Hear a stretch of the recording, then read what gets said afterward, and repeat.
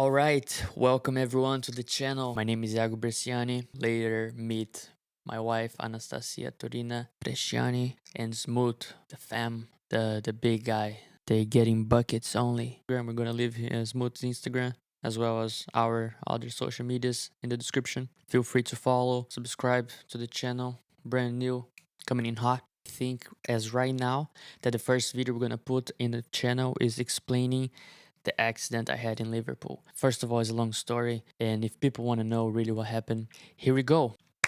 Accidente.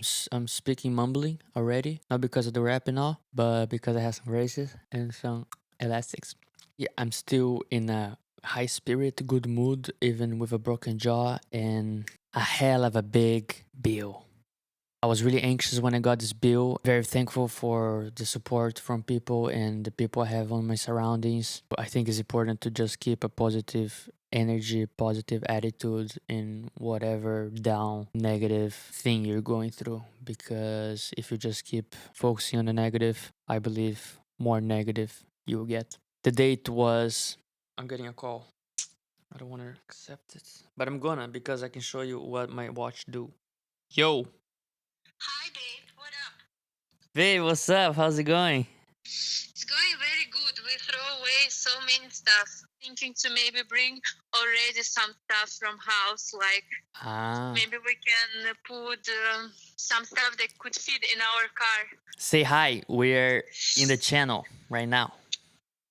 Ah, you filming? Yeah. Okay. Meet Nastia. All right. That was unexpected. But anyways, that was Nastia telling whatever you heard. So I don't have my phone. Someone's calling. Talk on a watch.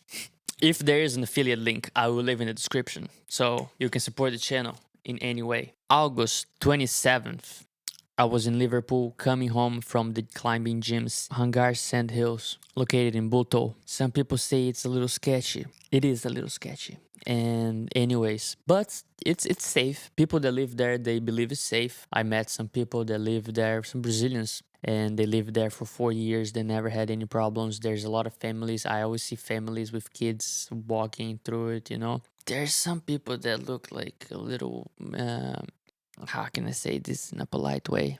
I'd rather just not say it, honestly. Okay, when I was coming home, I didn't have my keys. I did not have internet. I was trying to get in my home slash my mother-in-law to just come home. It was 9:30, and there was a group of people across the street. They were looked like a gang. They were trying to find some troubles because there was another guy with a bike, and they all started screaming at the guy, and they started running after the guy a little bit. But the guy was with electric bike, so he kept running. And then they were saying like, "Come back here, come back here."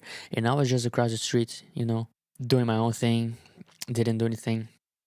And then they're screaming. They're like, "Oh, what is he doing there? What is he doing there? What is he taking my bag?" Because I saw that there was so many people, so I started putting my headphones on my bag, you know, like so they don't steal or just to be safe. One guy approached me and he asks, "What are you doing here?" His eyes are like super open. He's holding inside his pants like he has a knife or a gun. Well, he looked like a complete junkie first of all, but he looked like he wanted to fight, I guess. Now that I look back, but I was peace. I'm not doing no harm to anyone. I'm just trying to get in here. He asked me, "What are you doing here?" I said, "I live here." He said, "No, you don't live here." I said, "Yeah, I'm staying here, but I don't have the keys." He said, "Leave." Liverpool accent. "You better fuck off. You better fuck off, mate. You don't fucking live here." And he looked like the bully from this video game.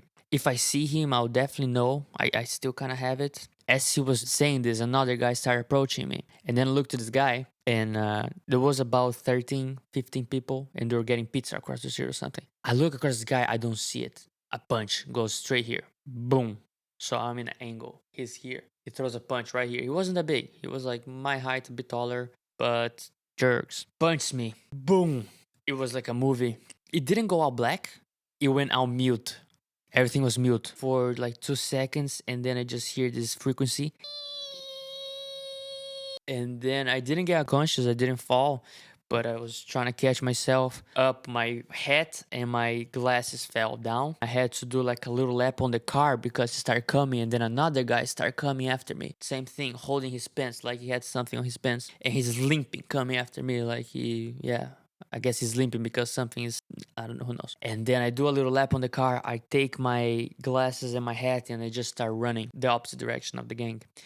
And this guy's running after me, and I see like his shadow, like he's really coming after me. So I just keep running, and stops running. I go down a few blocks, and then I'm trying to figure out what happened.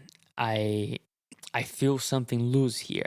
I think maybe my wisdom teeth broke or something. My jaw feels a bit loose. I thought it was my tooth at first, and then I try to open my mouth, and then it's numb a bit, right? But then I try to open my mouth, and something's wrong here. I take a picture. There was a lot of blood. Like as soon as he hit me, there was already blood falling. So I take pictures as I'm running, like trying to see what's going on. It looks bad. There's one really bad picture that I might not be able to show. You can see on my Instagram. You can see that the gum here, it's split. So basically what happened, this whole bone here from my chin, the whole thing split. One punch, which is so unfortunate. As I was running, I knew I needed surgery because it was completely destroyed. Anyways, I run a few blocks down. I'm hiding behind a car. I hear their voices. Thank God, I think they didn't see me. I was just behind the car. Then after they all passed, I heard even the guy that punched me saying like, "Oh yeah, I told him fucking leave. I put him to sleep. Yeah." Saying some bullshit like that. Anyways, I go back for where I came from, back to the house where I'm staying. And then there, the door is open. The guy from the first floor is outside. And he's looking mad at me like, "Oh, you're trying to get in here?" I was like, "Yeah, I'm living on the third floor." My mouth all bleeding. And he's like, no, you don't live here. And I said, "Man, yes, I do. On the third floor." And then he told his girlfriends like, "Oh, go get someone on the third floor to see if he lives here." And I'm like super scared at this moment. As I was running, the first thought I had in my mouth, I was like, "Fuck, can I rap?" Because I had an upcoming concert in the rock festival. I was gonna be a headliner. I was gonna be paid, my first paid gig on a festival, so it was a big deal for me. Okay, well, there's no way I'm gonna be able to perform. And then Nasi sees me. She looks so scared, and she sees me how I am scared. And then I say, "We need to go to the emergency room right now." And then she's freaking out. Her mom's freaking out. The guy that was on the first floor also said the guy that punched me told him, the guy from the first floor, that, "Oh, there was a guy trying to get in from your window, and I punched him and he ran away." There was a witness as well, you know. Then anyways, we go to the hospital. They were very helpful there. It wasn't like when I broke my arm that I waited literally 4 hours, 4 full hours. I waited with my arm over here looking like a question mark. I had insurance back then, so was okay. It was just a lot of pain. They put me so many medicine, but mainly was the nerve that was hurting the most. They see me. They do an X-ray. I will show you the X-ray here. You can see that is split here all the way and cracked a bit here on the left. And then they said you need surgery, but you're not a citizen, so you're gonna have to pay something. I was like, well, yeah, I mean, what can I do? I'm gonna go back with my jaw like this. I needed surgery anyway, so of course. I was in so much pain, and it took about 40 minutes until they saw me. There was a lot of people in the hospital, but they do take emergencies. Like what it looks like emergency, they'll take you. There were some people with like broken fingers, stuff like that. But I'm thankful that they called me 40 minutes in, about an hour, and they were like joking around a bit, which did help me. Once I got in the hospital, I was a bit more relieved, as well as Nastia. Nastia felt a bit more relieved because they were in a good vibe, you know, a bit different than when I was in Estonia, because they were like, "No, you can't come in." Even they didn't even let her in. But it was also last year, Corona. You needed to wait 12 hours or something to have surgery. We stayed there. Nastia stayed in the chair. We slept there. Stayed with me the whole time. Very thankful for her being by my side in this hard moment. Okay, so I realize only when I talk this much that the phone stopped recording once I accept the call. But thankfully, I'm using this. Pick it up from where we left off. And I'm gonna use the front camera, less quality, unfortunately, and I can see myself, which is probably gonna distract me more. They were very helpful. In the morning, around 8 or something, they say you cannot eat anything. Thankfully, at the gym, shout out Dan. Gonna leave his Instagram here even, because before I left the gym where I was climbing, I ate some banger curry, rice curry, with chickpea, cauliflower it was, and he made me a big portion. So that was the last thing I chewed until this day. Today is the 18th of September, so it's been 3 weeks. When I got punched in the jaw, at least I wasn't hungry until the next day, but still I was still okay from the night before, thankfully. When I broke my arm, I was so hungry. Well, but then also they sent me home, even though my arm was completely broken. And a week later, I had this surgery on my arm. It was like super big and nasty. And then I lost like feeling on these two fingers because they took so long. They did the surgery. I mean, just the vibe. The vibe was super nice. I was feeling very comfortable and feeling home. Basically, I was feeling that I did not need to worry about what was gonna happen later until you wake up. Usually, when you wake up after a surgery, you think, was it a dream? And then no, you actually broke your jaw. They told me I was gonna have one metal plate here. They didn't do anything here because if they do it, they might damage some nerve and muscles, and I might be a little paralyzed a bit in the side of the mouth. I had insurance until the month prior. So it was in August until July I had insurance. In August was the month I got another job that doesn't provide me insurance just because I'm not getting enough to get public health insurance. And it was the 1 month that I didn't have insurance that I got punched in the jaw, which is very unfortunate. And then I asked the nurse, how much is going to be the bill? You know, I have an idea. She said, bill, this is NHS. It's free. I was like, wow, it's free? She was like, yeah. I knew it wasn't going to be free because I'm not a UK citizen. I thought it was going to be a little fee. Anyways, today is the 18th and 3 days ago we got the bill. Bill is 5,666 pounds and 2 cents. At least not 6,600. In euros, it's something like 6,500 euros. I think it's just so unfair that I was on vacation and then I got my jaw broken. Missed few important things for my career, let's say, as a rapper, musician. And now I have to pay this 6,500 euros. That is like just so unfortunate. You know, my mistake of not having travel insurance. I recommend you getting travel insurance. I've been doing some research. Now, you never think anything's gonna happen until it happens, right? So I do recommend getting travel insurance. Once we got home from the surgery, we called the police to make the crime. And then the police came, they asked what happened, we told them, and they said, I'm so sorry, but were there any witnesses? And we said, well, the guy from the first floor saw the guy and they said, yeah, punch him. So he literally confessed to the guy from the first floor. But in the area, it seems like people wouldn't cooperate with the police just because this gang seem like they are from the neighborhood. No one wants to snitch on anyone because they would have trouble, of course. In the store where they do have the camera, the guy also have always problems like people breaking his window. He's always checking his window. I mean, people are just idiots, unfortunately.